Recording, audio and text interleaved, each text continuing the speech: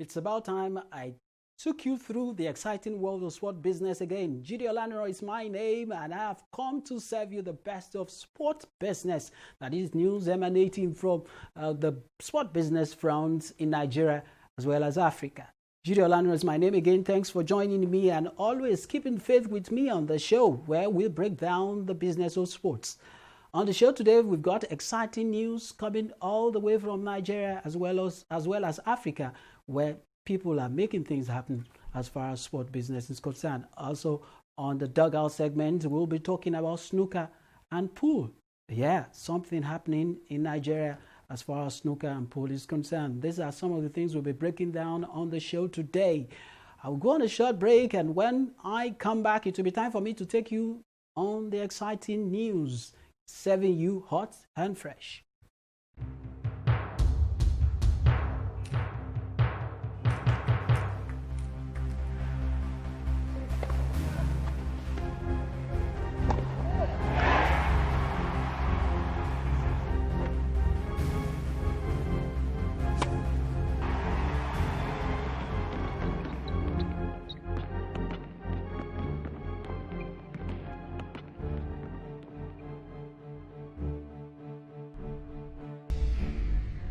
Fantastically finished.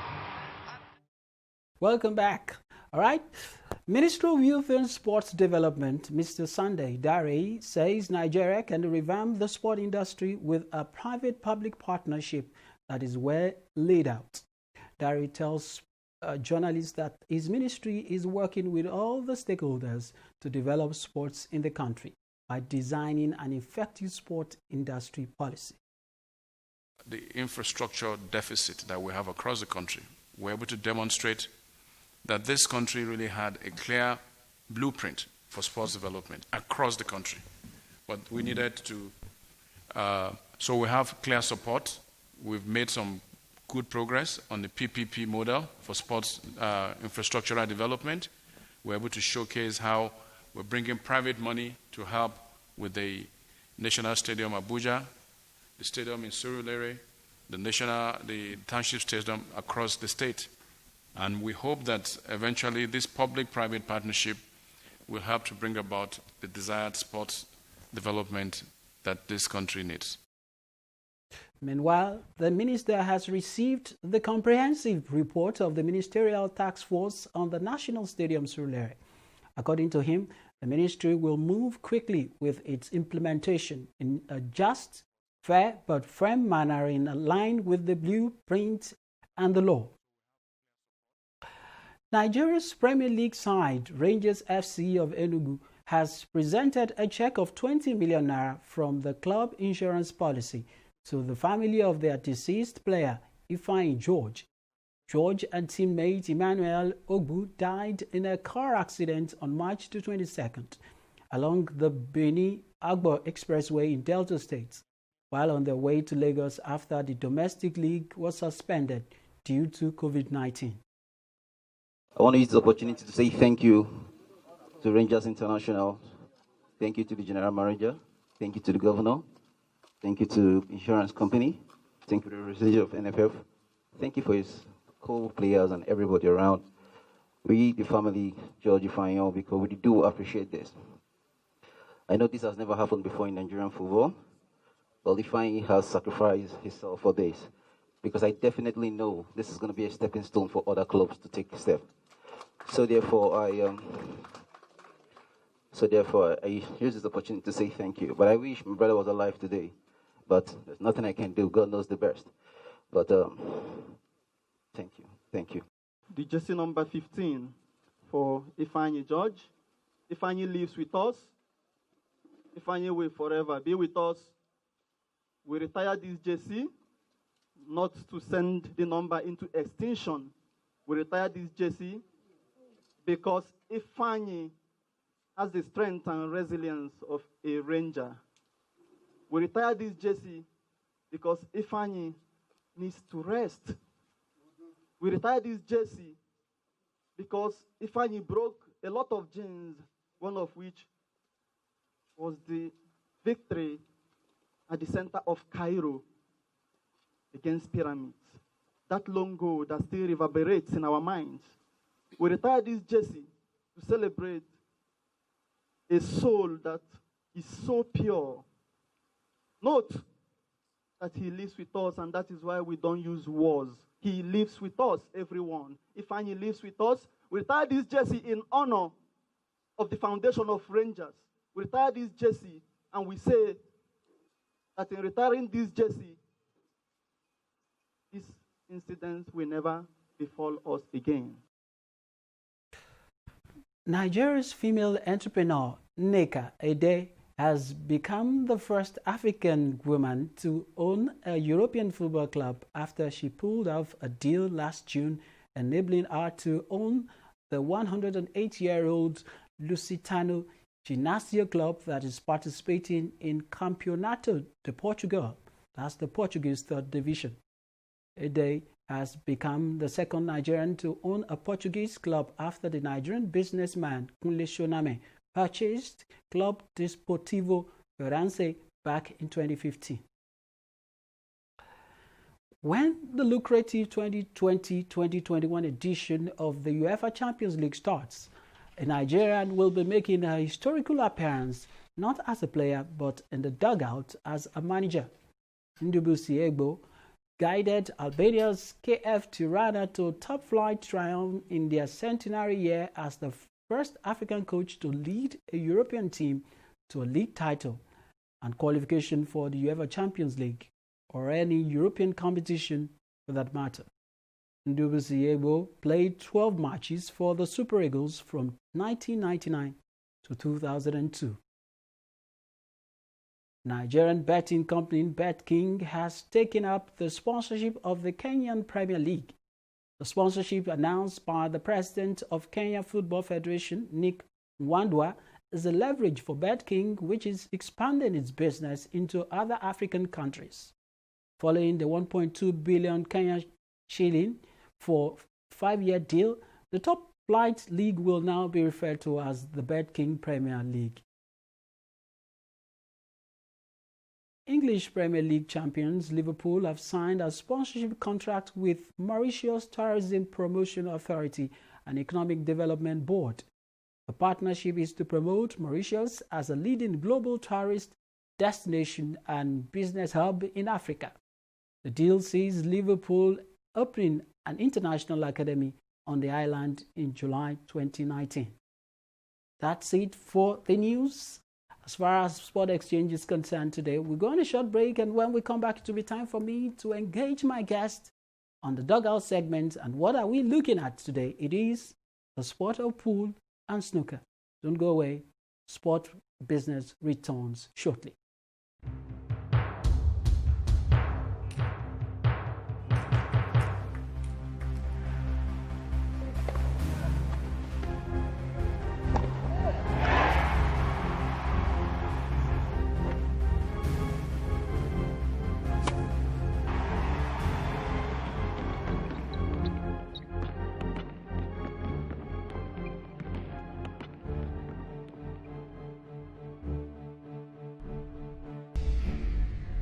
Fantastically finished.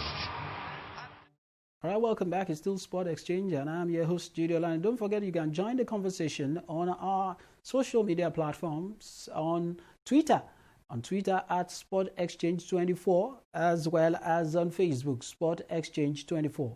Of course, you can see it on the screen. Let's keep the conversation going, and let's make it exciting as well.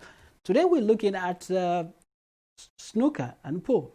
Yeah, it is one of the oldest sports in Nigeria, and what we want to know what actually is happening. And joining me to look at this is no other than the president of the Snooker and Pool Player Alliance of Nigeria. That is the president of the Snooker and Pool Player Alliance of Nigeria. Joachim Idada joins me on Skype today as we look at this particular issue. Joachim Idada, thanks for joining me on Sport Exchange today. Skipo, Jide Olaniran, it's nice joining you as usual when it comes to sports and when it comes to sports that you play in bars, snooker, pool, and the rest. You know, it's my pleasure always to be with you. All right. Joe, let's talk about what is happening to snooker and pool in Nigeria. Generally, snooker and pool, they are still being played as street sports or as street games. Let me not use the word sports to describe them. They are games. They are street games because you have them available in most of the bars and a couple of the clubs. You have pool and snooker. So they are just games.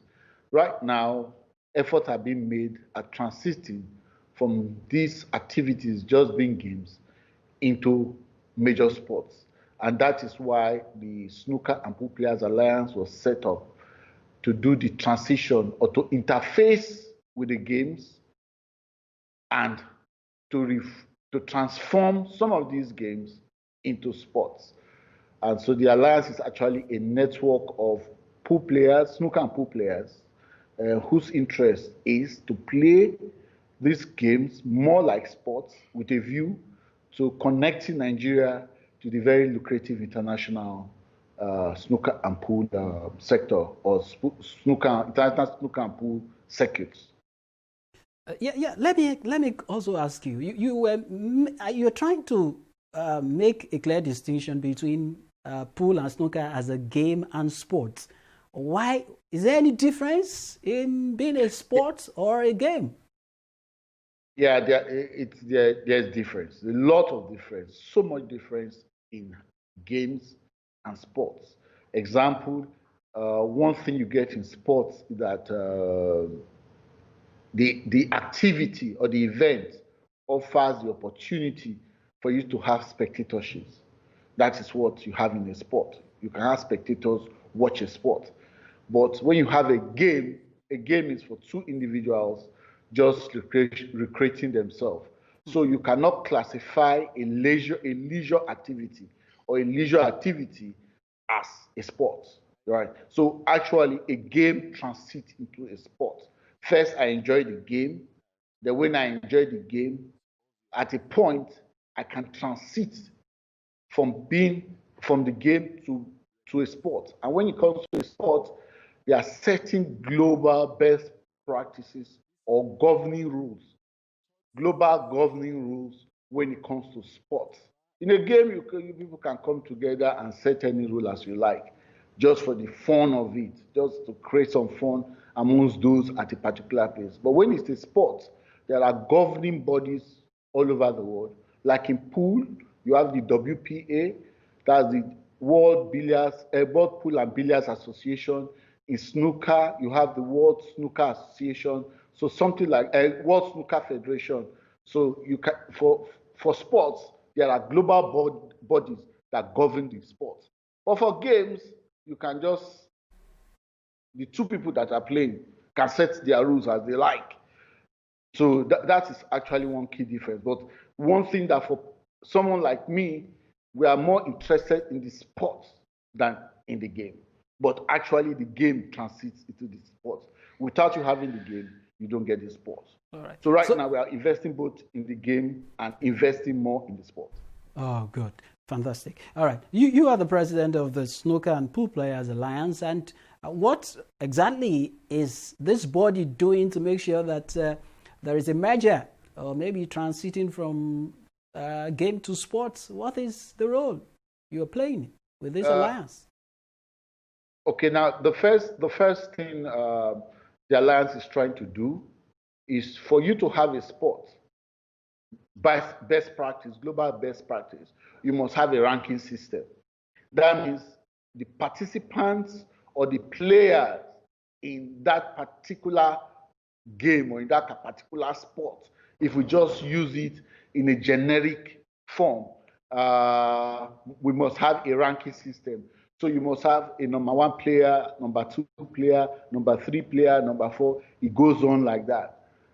So that's what the Snooker and Pool Players Alliance has done. We have created a ranking system for snooker and for pool. So in Nigeria now we have number one, number two, number three, number four. Same for snooker. So if somebody from a country like England, where these sports are very, very popular, or from the US, or even from Europe, even from South Africa, comes from there and say we are number one in this country in this particular sport, we can come out authoritatively and say this individual is also the number one in Nigeria because there is a ranking system. If we compare what the Alliance is doing in Nigeria, it's similar to what the American Pool Players Alliance is doing in the United States, as in the US. So the other thing we are doing, we are trying to classify players in Nigeria. So if you start playing the game, if you start getting involved in the game today, if you are a leisure player, as your ranking or your point begins to increase, you get to a point where we begin to what we call classification. Your classification starts. So we have class 1 to class 7. But once you get into class 5, you are going more into the professional space. So players in class 5 or class 6, proper 6, 7, and 8, they are more like semi-professional players. Then after 8, you're a professional player, straight professional player. And at that point, we believe that you are good enough to go outside to play. Another thing we are trying to do, we are trying to organize events according to international best practice. Events, that means events that align with all the governing rules in the various global sports that is recognized by the global governing body. So the Alliance has 2 major events that go on a monthly basis. Just because of the COVID, we could not hold it in the last 3 months. We have what we call the interbar pool tournaments, where the bars, players in the various bars, that's the highest ranked players in the various bars that have pool or snooker, will come together on a monthly basis and play what we call the interbar. Then we also have what we call the top 4. The top 4 tournament is for the top 4 highest players in Nigeria, highest ranked players in Nigeria. The top 4 come periodically for this event, and they participate. The key about this is that we are priming them to begin to be acquainted with global pool event regulations, pool and snooker regulations, especially when it pertains to events of that nature. All right. Okay. Once again, thank you very much for talking to us. And let's talk about the players, on the part of the players. For you to have an alliance, that means that there should be an acceptance from the players, because they should be the focus. How are they accepting what the alliance is doing with the should I say ranking system, for example? Then how do you rank them? And Nigeria is big, so how do you make sure that all these things work? Okay, first of all, let us clarify that the alliance is only for those who want to play these games as sport. That's the first thing. So even though pool is a popular sport, it's a popular game in Nigeria, even though pool is a popular game in Nigeria, and snooker is more elitist than pool. So you have pool almost everywhere. Now you have what I call 2 classes of players, where what I classify more as street players, or I don't want to use a derogatory word for them, because sometimes if I use the word, people say, oh, it is derogatory. But I rather call them they're just street players, wild cards. They just play on the streets. They play, as far as I'm concerned, we classify them, they're just playing a game. They're just going around catching their fun. That's one group.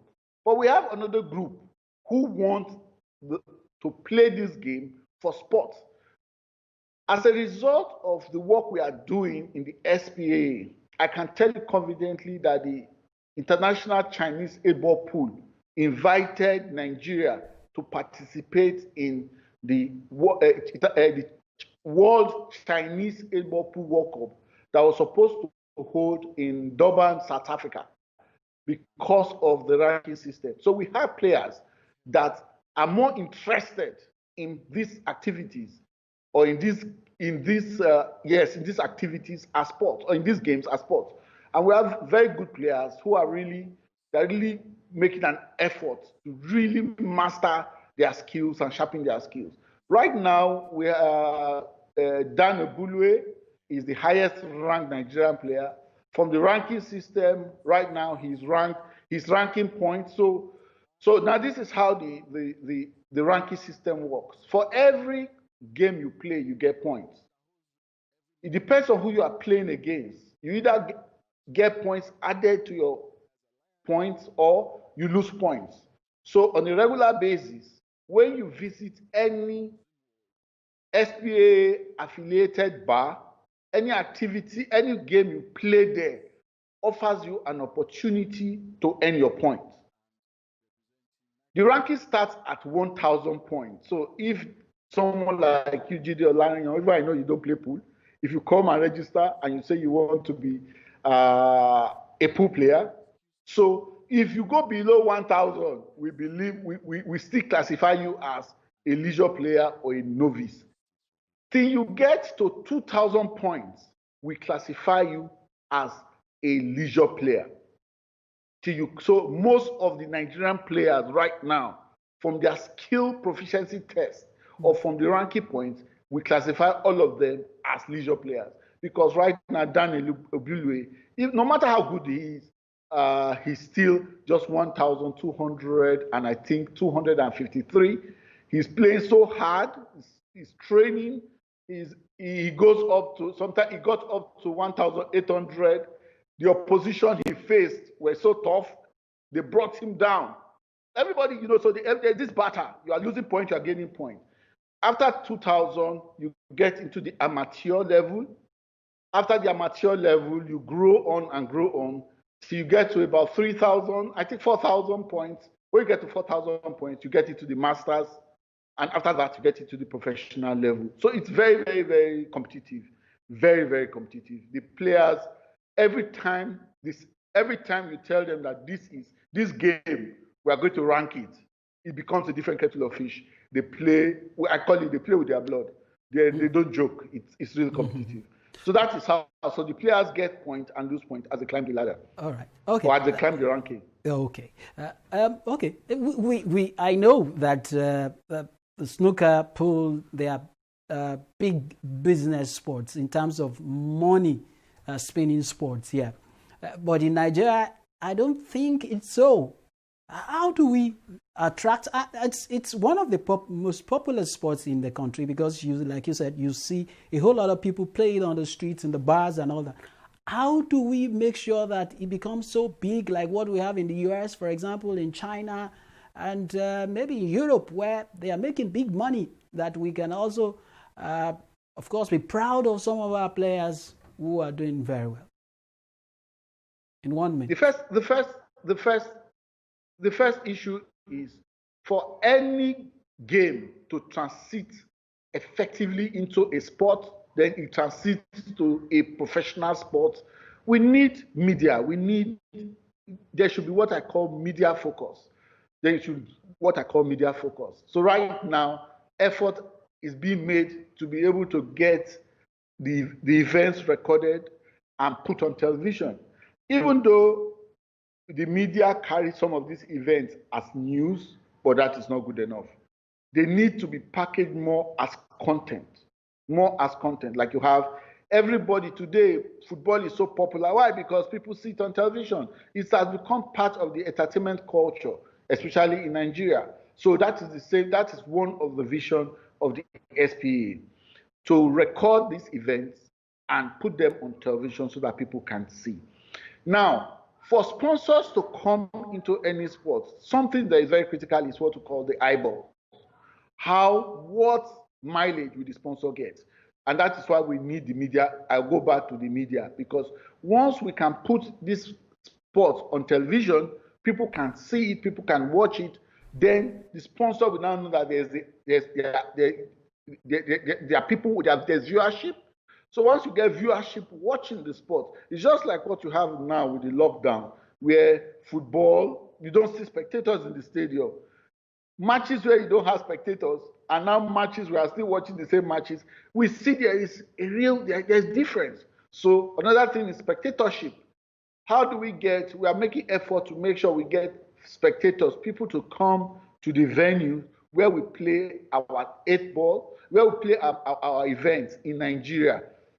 Even though globally, some of these sports are shown on television globally, we do not want to focus on some of these international events. We want to grow our own local content.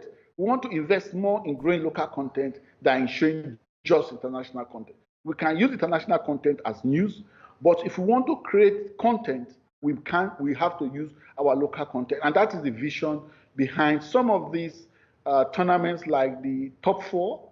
We have it recorded, we have it packaged as TV friendly, and we have it distributed for those who want to watch it.